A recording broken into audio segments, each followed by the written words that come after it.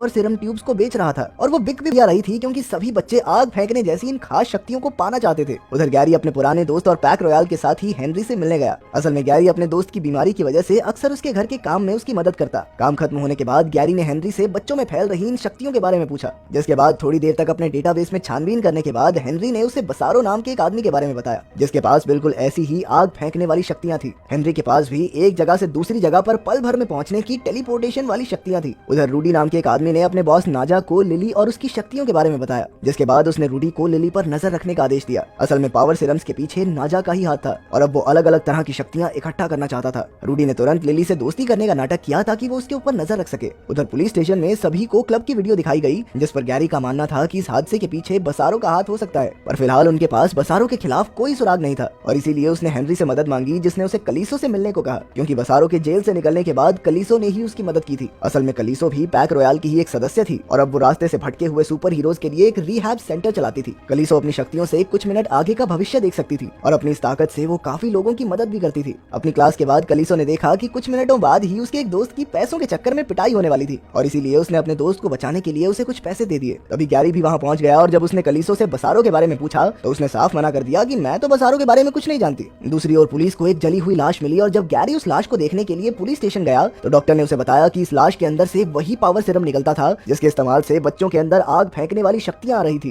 तभी गैरी की नजर लाश की गर्दन पर बने एक टैटू पर पड़ी और जैसे ही उसने टैटू की तस्वीर हेनरी को भेजी तो हेनरी ने उसे बताया कि ये लाश बसारो की ही है। सुराग की तलाश करते हुए उन्हें पता चला कि एक लड़का अपनी जान बचाकर वहां से भाग गया था और उस लड़के की जानकारी मिलते ही गैरी अपने साथियों के साथ सीधा उससे मिलने हॉस्पिटल पहुंच गया। यहाँ पहले तो वो लड़का कुछ भी बताने से इनकार कर रहा था, पर फिर सोफिया ने उसे सीरम के साइड इफेक्ट्स के बारे में झूठ बोल दिया, जिसके बाद वो डर के मारे तोते की तरह सारी बात बताने लगा। उसने ये सीरम इस्माइल से ही खरीदा था, जिसके बाद उसके अंदर आग फेंकने की शक्तियां आ गई थी। उधर इस्माइल कुछ सीरम्स लेकर कहीं गायब हो गया था और इसी वजह से नाजा अपने आदमियों से बहुत ज्यादा गुस्सा था। उसने सबसे कहा कि सारे काम छोड़ो, पहले इस इस्माइल को ढूंढो। वो इतने गुस्से में था कि उसने कुछ सीरम सूंघकर बिल्डिंग के बाहर आग फेंकना शुरू कर दिया। उधर गैरी और सोफिया ने इस्माइल को ढूंढ तो लिया था, पर वो उन्हें चकमा देकर फिर से भाग गया और उसका पीछा करते हुए वो दोनों एक सुपरमार्केट में पहुंच गए, जहां गैरी ने सीसीटीवी कैमरा की मदद से इस्माइल को ढूंढ लिया। और जब वो अपनी शक्तियों से सोफिया पर हमला करने ही वाला था तभी गैरी ने एक फायर एक्सटिंग्विशर की मदद से उसकी आग बुझा दी। पूछताछ के दौरान उन्होंने कई सारे सवाल पूछे, पर इस्माइल ने एक का भी जवाब नहीं दिया। खैर कुछ देर बाद गैरी को हेनरी का फोन आया, जिसने उसे सीरम के बारे में बात करते हुए एक्लिप्सो के बारे में बताया, जिसके पास लोगों की देखने की शक्ति छीनने की ताकत थी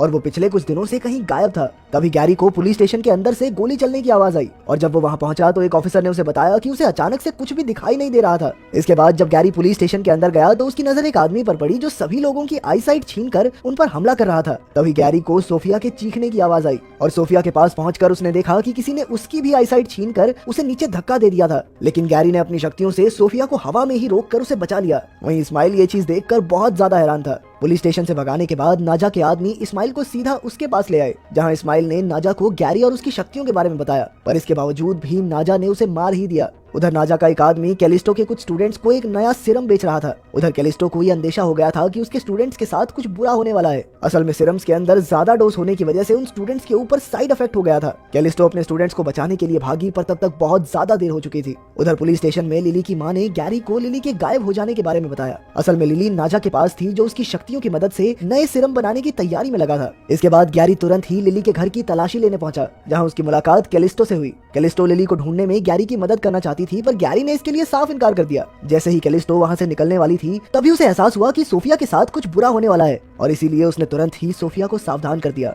उधर छानबीन के दौरान गैरी को एक नंबर मिला जो लिली को रूडी ने दिया था, पर तभी अचानक से नाजा के आदमियों ने उसके ऊपर हमला कर दिया, जिसके बाद वो लोग उसे किडनैप करके ले जाने वाले थे। पर तभी कैलिस्टो और सोफिया ने गैरी को बचाने के लिए उनके ऊपर हमला कर दिया, पर वहां से भागने से पहले नाजा के एक आदमी ने गैरी को गोली मार दी। पर गैरी की शक्तियां बेहोशी की हालत में भी काम कर रही थी, जिस वजह से सभी गोलियां अपने आप शरीर से बाहर निकल गई। जिसके बाद वो लोग गैरी को हेनरी के पास ले आए, जिसने उसकी मरहम पट्टी करने के बाद उसे आराम करने के लिए लेटा दिया। तभी कैलिस्टो ने सोफिया को एक कहानी सुनाई। असल में वो लोग पहली बार गैरी को एक क्राइम सीन पर ही मिले थे, जहां उन्हें गैरी की शक्तियों के बारे में पता चला। पैक रॉयल के लीडर गीगा मैन को गैरी में काबिलियत दिखी और इसीलिए उसने गैरी को पुलिस में भर्ती करवा दिया, जिसके बाद उन्होंने एक साथ मिलकर क्रिमिनल्स को पकड़ना शुरू किया। लेकिन एक बार जब गीगा मैन और गैरी एक आदमी को पकड़ने के लिए गए तो उस आदमी ने अपनी बंदूक का मुंह गीगा मैन की तरफ कर दिया। गैरी बहुत नया था और उसे अपनी शक्तियों का इस्तेमाल करना ठीक से नहीं आता था, पर फिर भी उसने कोशिश करने का फैसला किया। पर उसकी इसी कोशिश के चक्कर में उस बंदूक से चली हुई गोली एक एक्सप्लोसिव टैंक में जा लगी, जिसके बाद एक बहुत बड़ा धमाका हुआ जिसमें गीगा मैन की मौत हो गई और इस चीज के लिए गैरी खुद को कभी माफ नहीं कर पाया।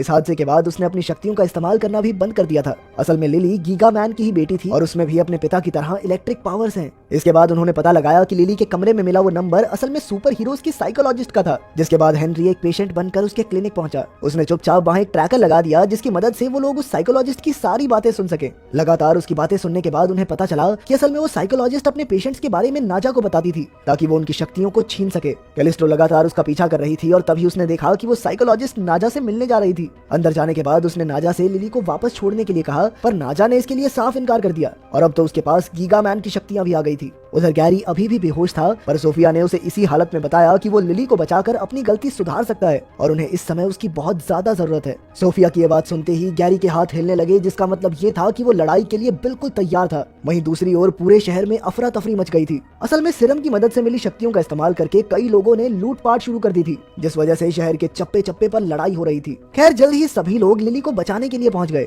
और जैसे ही नाजा को इसकी खबर मिली तो उसने तुरंत ही अपने आदमियों को सिरम ट्यूब्स लेकर वहां से भागने को कहा। जिसके बाद नाजा के सभी आदमियों ने सिरम का इस्तेमाल करके कैलिस्टो और सोफिया पर हमला कर दिया। उधर हेनरी भी अपनी शक्तियों का इस्तेमाल करके नाजा के आदमियों से लड़ रहा था। नाजा लिली को पकड़कर वहां से भागने की फिराक में था, पर तभी ऐन वक्त पर गैरी वहां पहुंच गया। जिसे देखते ही नाजा ने उसके ऊपर लेजर से हमला शुरू कर दिया, पर गैरी बड़ी ही चालाकी से एक शील्ड की मदद से आगे बढ़ता रहा। तभी अचानक से लिली की पावर्स भी एक्टिवेट हो गई, जिसे देखकर नाजा काफी हैरान हो गया और इसी मौके का फायदा उठाकर गैरी ने उसके ऊपर हमला कर दिया। इसके बाद गैरी ने नाजा को रोकने के लिए उससे लड़ने की कोशिश भी की, पर नाजा ने उसे बड़ी ही आसानी से नीचे गिरा दिया। तभी सोफिया लिली को उठाकर वहां से भागने लगी और जैसे ही नाजा उसे रोकने के लिए आगे बढ़ा तो गैरी ने पीछे से आकर उसे पकड़ लिया। जिसके बाद वो नाजा को लेकर सीधा हवा में उड़ गया। हवा में काफी ऊपर जाने के बाद नाजा अपनी शक्तियों पर काबू नहीं कर पाया और इसी वजह से वो हवा में ही फट गया। तब तक पुलिस ने वहां पहुंचकर नाजा के सभी आदमियों को अरेस्ट कर लिया था और इधर हेनरी की ताकत की मदद से गैरी और उसके सभी साथी वहां से गायब हो गए।